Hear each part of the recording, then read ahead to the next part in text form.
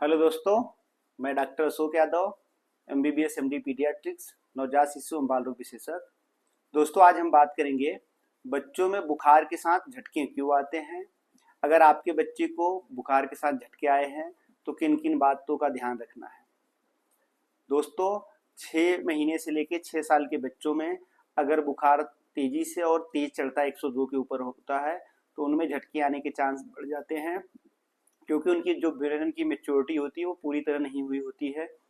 दूसरा, जो उनका टेम्परेचर कंट्रोल सिस्टम होता है हाइपोथैलेमस पूरी तरह से कंट्रोल नहीं कर पाता है, जिसकी वजह से न्यूरोनल एक्टिविटी होती है और झटके आ जाते हैं, जिसको फेब्राइल कन्वर्जन कहते हैं, यानी बुखार के साथ झटके आते हैं। किन में रिस्क फैक्टर होता है। पहला, अगर किसी के माँ बाप को झटके आते हैं या उसके परिवार में किसी को झटके आते हैं या उसके भाई बहन को झटके आते हैं, ऐसे बच्चे जिनको पहले कभी भी बुखार के साथ झटके आए हैं तो ये रिस्क फैक्टर होता है।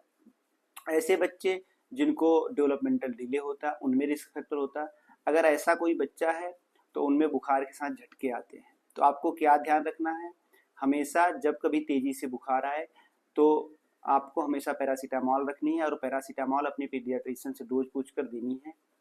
दूसरा, आपको जब भी तेज बुखार आए तो पट्टी करनी होती है। तीसरा, जब भी झटके आए तो देखना है बच्चा बेहोश हुआ या नहीं हुआ, इसका ध्यान देना है।